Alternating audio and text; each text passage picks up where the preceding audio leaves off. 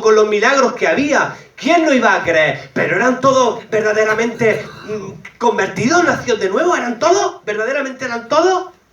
No, no, porque luego vemos, salieron de nosotros porque no eran de nosotros, porque si hubieran sido de nosotros hubieran permanecido con nosotros, dice el apóstol Juan. Y vemos muchas cosas que parecen complicadas, como que parece que verdaderos cristianos luego se han perdido y se han condenado, y cosas que si no se estudian bien, llegamos a malas conclusiones y malas interpretaciones. Pero estos son detalles que están aquí en la Biblia, hermano, que hay que subrayarlos. Pero algunos de la secta de los fariseos que habían creído, no dice que habían nacido de nuevo, que eran verdaderos, que habían creído, ¿vale? Estaban ahí, estaban siendo iluminados. Se levantaron diciendo, es necesario circuncidarlos y mandarles que guarden la ley de Moisés. Y se reunieron los apóstoles y los ancianos para conocer de este asunto. Y después de mucha discusión, Pedro se levantó y les dijo, varones hermanos, vosotros sabéis como ya hace algún tiempo que Dios escogió que los gentiles oyesen por mi boca la palabra del evangelio y creyesen.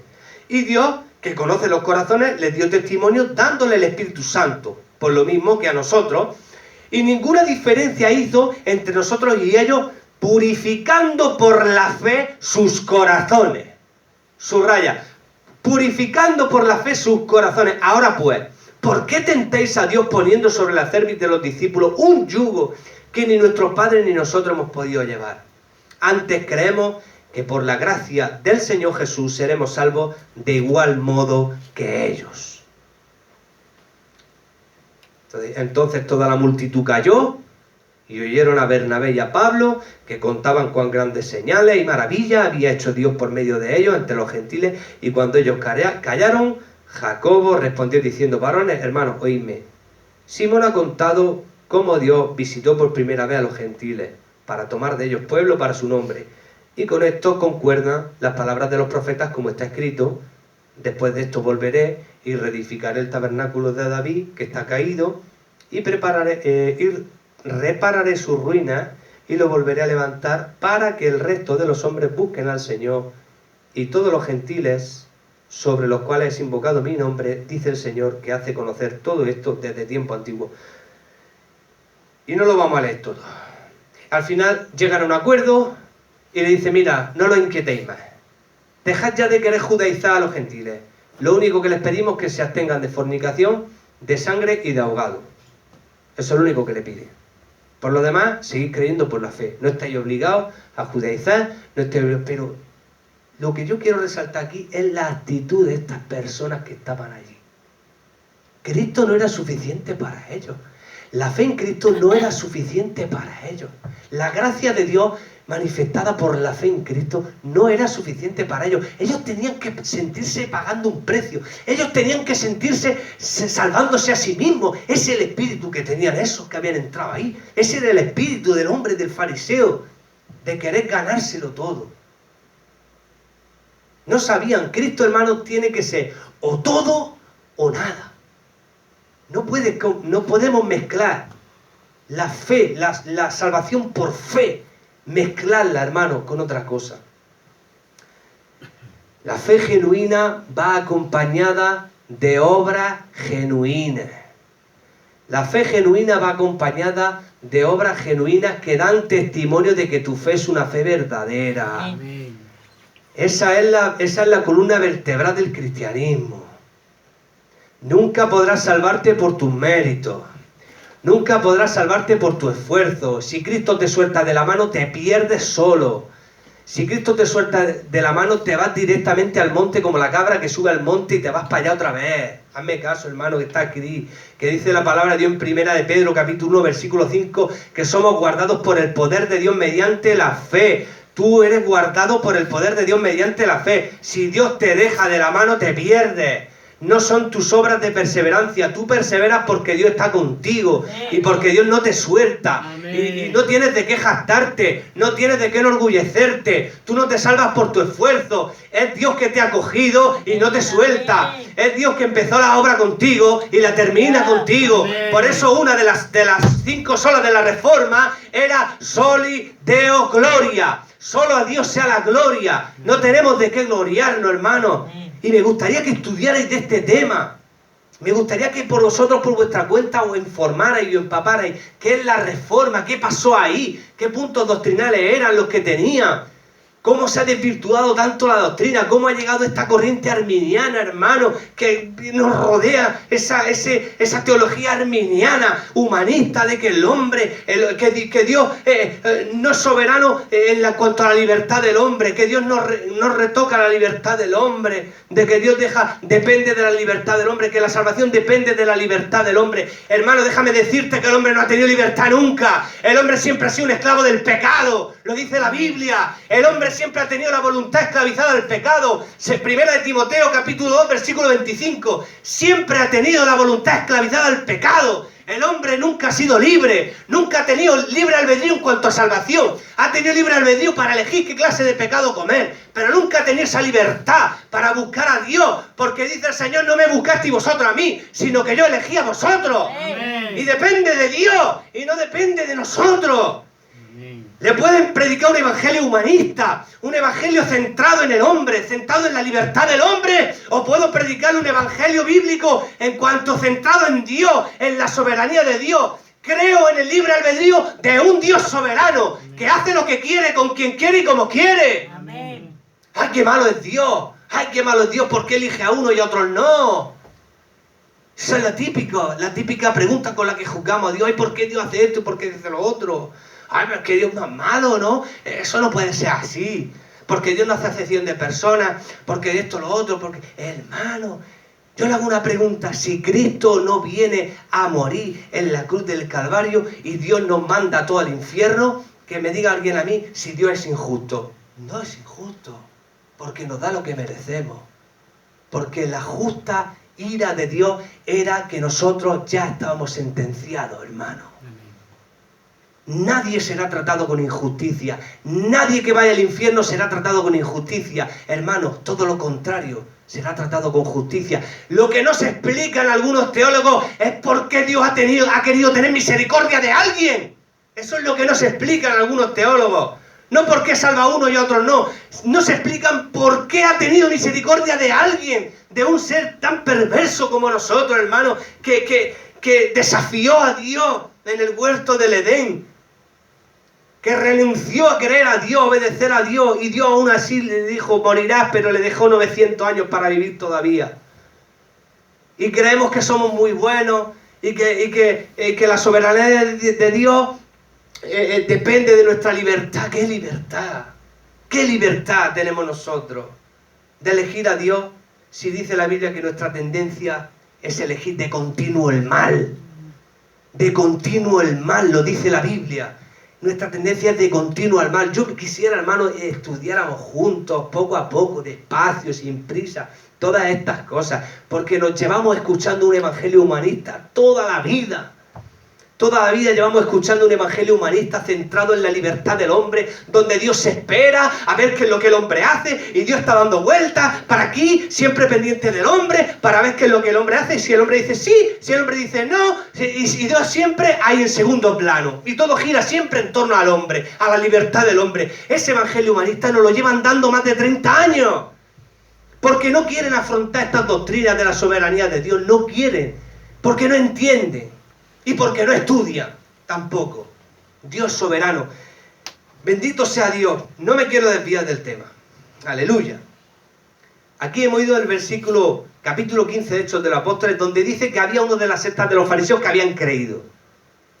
Lo va a necesitar acordarse de este versículo cuando se encuentre con versículos que aparentemente parecen que hay cristianos perdiendo la salvación. Va a necesitar acordarte de este versículo, porque ahí había muchos metidos, hermanos, porque la iglesia de aquellos tiempos era muy grande, y había muchas clases de judíos ahí, hermanos. Muchos que estaban ahí, hermanos, y estaban, pero estaban, como dice aquel, entre Pinto y Valdemoro, estaban ahí. Diciendo, sí, Cristo, pero también hay que cumplir la ley. Y hasta que al final se cansan y dicen, nada, mira, yo ya me he cansado y yo ya me voy para atrás.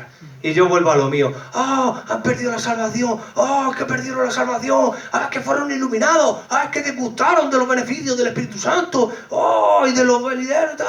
Y el cristiano perdiendo la salvación. Y siempre el cristiano perdiendo la salvación. Y siempre el cristiano perdiendo la salvación. La salvación no se gana. Se compra, hermano. Mira, hermano, si la salvación dependiera del hombre, la perderíamos todo, créame. Pero tú crees que puedes confiar en ti mismo. Pero maldito el varón que confía en el hombre. Pero ¿cómo voy a confiar en yo mismo si soy vendido al pecado? Si no fuera por la gracia y la misericordia de Dios, que me para, que me aguanta, que me dice, ¡ey, para! ¿Dónde vas? Si no fuera por Dios, ¿dónde ibas tú? ¿Y dónde iba yo? ¿Dónde íbamos si no fuera por Dios? Si Dios nos deja un momento. Es que mi perseverancia, es que yo... ¿Qué orgullo tiene? ¿Qué perseverancia? Si es gracia a Dios que está contigo. Hermano, cuando entiendamos la gracia bien, nuestra adoración será más sublime. Y nuestra gratitud será más sublime y tendrá más calidad, porque entonces entenderemos que no hay esfuerzo alguno mío que a mí me esté garantizando acercarme a Dios, y es su infinita gracia, que no me deja el Señor, que no me deja tranquilo Dios, que me ha acogido, que me ha elegido desde antes de la fundación del mundo para manifestar sus riquezas, las riquezas de su gracia. Bendito sea Dios. Resultado, y lo voy a dejar aquí. Hasta aquí vamos a parar, pero vamos a seguir con Romanos más adelante, porque hay un tema que yo sé que te va a resultar fuerte, pero lo vas a examinar a la luz de la palabra de Dios conforme a la Escritura. Resultado. Primero, hermano, vamos a leer el capítulo 4, el versículo 16, dice, por tanto, es por fe, para que sea por gracia, a fin de que la promesa sea firme para toda su descendencia, no solamente para la que es de la ley, sino también para la que es de la fe de Abraham, el cual es Padre de todos nosotros. Es por fe para que sea por gracia. ¿Cómo es esto? ¿Qué significa esto? ¿Qué es por fe para que sea por gracia? Bueno, si esto lo unimos con Efesios capítulo 2, versículos 8 y 9, de que es por fe para que sea por gracia, quiere decirse, hermano, que para que la salvación sea por gracia, 100% gracia, primero vamos a entender lo que es gracia. Gracia es algo que no tienes por qué hacerlo, que no se sabe por qué Dios ha querido salvarnos. Gracia es alguien que ya está condenado, como dijo Manolo, y se ha predicado muchísimas veces, alguien que ya está condenado, que se sabe que su sentencia es justa, y se sabe que su condenación es justa, que se sabe que no hay justicia, que justamente ese va a ser castigado y justamente va a morir. Gracia es que sabiendo que se lo merece, sabiendo que está, hasta él está de acuerdo porque sabe que es pecador, porque sabe que es injusto, y gracia es, bueno, salvo, venga, no lo mates, venga, no lo mates. ¿Cómo? Pero si me lo merezco, no, gracia. Y este término, gracia, lo usa el apóstol Pablo del concepto de los romanos de César. Esta palabra no es teólogo, esta palabra de teología no aparece en el Antiguo Testamento, es una palabra que el apóstol Pablo usa para hacerle a entender cómo es la salvación. ¿De qué forma Dios ha salvado? De gracia. Pero sin embargo los judíos, los gentiles entendían muy bien qué significaba esto, lo de gracia. Ellos sí, porque sabían que la palabra gracia venía de el César, de cuando habían 7, 8, 20 personas, las que sean condenadas a muerte, resulta que el César llegaba y le daba gracia a 2 o 3, a ese no los mates, y dejaba incomprensiblemente, salvaba la vida de 2 o 3 o no sé cuántos de los que habían sido condenados a muerte, y nadie se lo explicaba. ¿Por qué? Y Pablo cogió ese término de gracia para aplicarlo a su lenguaje. Pero esa palabra gracia, esa no es una palabra judía, es una palabra romana, es una palabra del griego. Pero Pablo la cogió para hacerle entender qué significa la misericordia de Dios y la gracia de Dios, inmerecida. La gracia era totalmente inmerecida. Si no es inmerecida, no es gracia. La gracia, para que sea gracia, tiene que ser totalmente inmerecida. Y aquí dice que tiene que ser por fe, por tanto es por fe para que sea por gracia. Y dice Efesios capítulo 2, 8 y 9, que todo esto no es de nosotros. ¿Es un qué? Es un don de Dios. Para que nadie se jacte, hermano. No es que yo tengo fe. Es que yo tengo fe. No, perdona. Tú tienes una fe muerta como todo el mundo. Si tienes la fe de arriba es porque te la ha dado Dios por gracia. Entonces, si tiene que ser por fe para que sea por gracia, quiere decir que toda la gloria, ¿de quién es? Es de Dios. Porque me lo ha dado todo. Me ha dado la fe para poder creerle. Me ha dado la fe que me lleva a su gracia. Todo me lo ha dado Él. Entonces, ¿de qué me puedo jactar? Pablo dice, ¿dónde está la jactancia? Lo hemos leído antes. ¿Dónde está la jactancia? Estaba en el 3:27. Pues, ¿dónde está la jactancia? ¿Queda excluida por cuál ley? ¿Por la de las obras? No, sino por la ley de la fe. No nos podemos jactar de nada, de nuestro esfuerzo, ni siquiera de nuestra perseverancia, hermano. Es verdad que hay que esforzarse para crecer.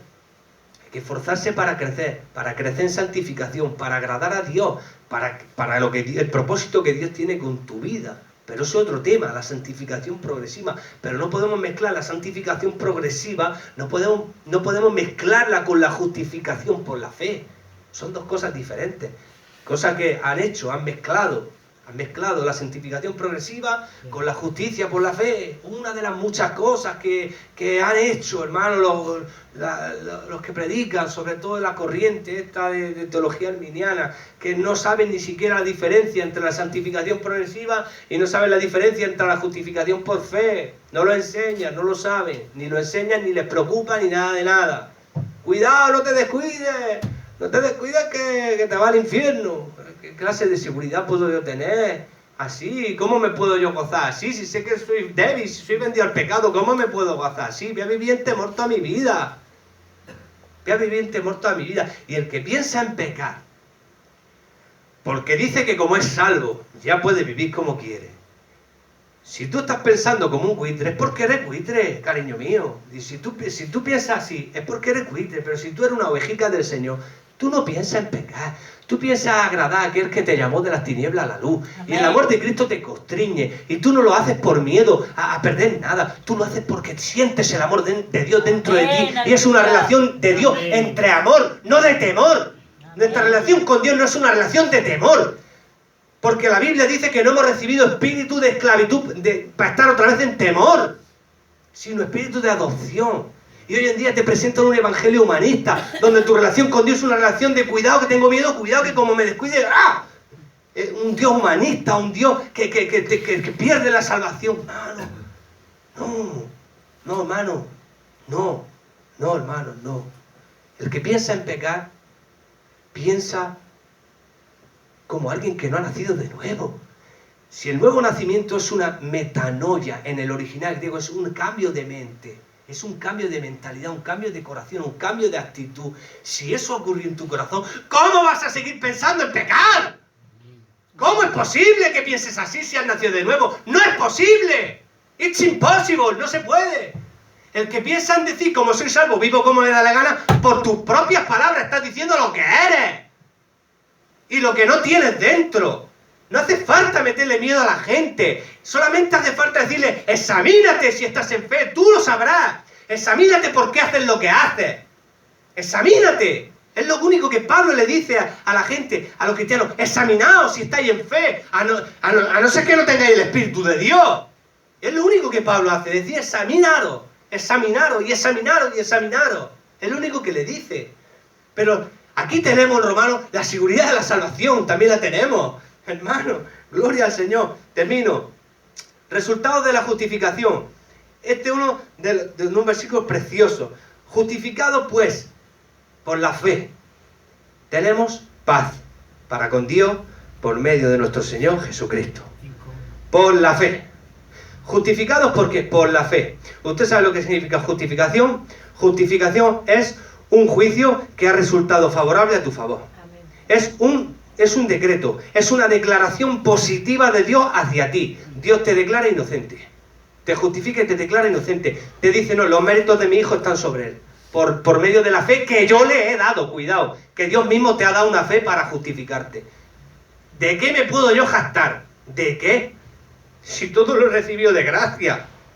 Lo único que me queda es, como gratitud, dejarme en sus manos y que haga conmigo lo que quiera y que me transforme. Amén. Y que haga conmigo lo que quiera, lo único que me queda. Pero porque verdaderamente lo he experimentado y porque verdaderamente tengo el Espíritu de Dios y por eso lo hago. No por miedo. Eso es religión. Eso es lo que hacen los religiosos, meter miedo, jugar con el miedo. hermano. Y hay personas que han tenido muy buen corazón y que han predicado, hermano, hombres evangelistas que han tenido muy buen deseo, muy buen corazón, pero Dios no los ha llamado para ser maestros ni para enseñar. Por quien también tenemos entrada por la fe a esta gracia, en la cual estamos, ¿cómo? Firmes. Y nos gloriamos en la esperanza de la gloria de Dios. Y no solo esto, sino también nos gloriamos en las tribulaciones, sabiendo que la tribulación produce paciencia. Y la paciencia prueba, y la prueba esperanza. Y la esperanza no avergüenza, porque el amor de Dios ha sido derramado en nuestros corazones por el Espíritu Santo que nos fue dado. Porque Cristo, cuando aún éramos débiles, a su tiempo murió por los impíos. Ciertamente apenas moría alguno por un justo. Con todo pudiera ser que alguno osara morir por el bueno, mas Dios muestra su amor para con nosotros en que siendo aún pecadores, Cristo murió por nosotros. Amén. Pues mucho más, estando ya justificados en su sangre, por él seremos salvos de la ira. Porque si siendo enemigos fuimos reconciliados con Dios por la muerte de su Hijo, mucho más, estando reconciliados, seremos salvos por su vida. Y no solo esto, sino que también nos gloriamos en Dios por el Señor nuestro Jesucristo, por quien hemos recibido ahora la reconciliación. Bueno, reconciliación. Estas son palabras maravillosas. Reconciliado. Que yo por naturaleza era un hijo de desobediencia, que yo por naturaleza era un hijo de ira, y encima de todo mis obras no iban a valer para justificarme. Entonces, ¿qué hago? Pues darle gracias a Dios porque me dio una fe para ser salvo. Es lo único que puedo hacer. Darle gracias a Dios por esta fe que me ha dado, que esta fe me justifica. Como está escrito, el justo por la fe vivirá. Y mi vida y mis obras dirán qué clase de fe yo tengo. Pero jamás yo podré salvarme a mí mismo. Si ya Cristo lo hizo. Ya Cristo me ha posicionado como perfecto. Dice Hebreos, con un solo sacrificio hizo perfecto a los santificados. La fe en Cristo ya me la dio, ya me dio esa fe para creerle. ¿Que voy a perder la fe? El don de Dios que me ha dado. Dice que los dones y el llamamiento de Dios son incancelables. Dice la Biblia de Dios, que son irrevocables los dones y el llamamiento de Dios, que Dios me dio el don de la fe, me dio el don de la fe para creer, y ahora Dios me dice, bueno, ahora déjate en mis manos, y yo lo hago, y yo me dejo en sus manos, claro que sí, pero nada me puede separar del amor de Cristo, nada. Entonces, a mí me golpea mucho cuando dice estos versículos, el 8, el 9 y el 10, dice, Dios muestra su amor para contigo y conmigo, que siendo aún pecadores, sin tener motivos para hacer algo por nosotros, Cristo murió por nosotros. Y lo dice, pues mucho más, mucho más, mucho más. Estando ya justificados en su sangre, por él seremos salvos de la ira. Mucho más ahora. Porque si siendo enemigos fuimos reconciliados con Dios por la muerte de su Hijo, mucho más. Estando reconciliados seremos salvos ¿por quién? Por la vida de Cristo. Hermano, si no tienes seguridad con esto, pero esto no es todo. Esto es solo una pincelada de todo lo que hay, una pincelada nada más. Padre bueno. Dios es un Padre bueno.